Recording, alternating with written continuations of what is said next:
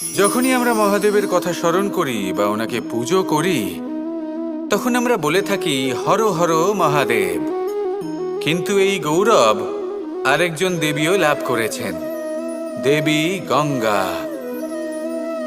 যখন আমরা গঙ্গা নদীতে প্রবেশ করি সেই জলকে হাতে নিয়ে আমরা বলি হর হর গঙ্গা।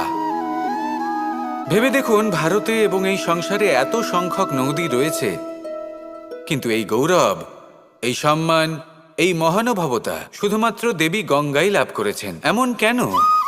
কারণ দেবী গঙ্গা যে স্থান থেকে প্রবাহিত হতে শুরু করেন সেই স্থান থেকেই এই সংসারের সিঞ্চন শুরু হয়ে থাকে। নিজের সঞ্জীবনী শক্তি দ্বারা উনি এই সংসারের মঙ্গল করেন।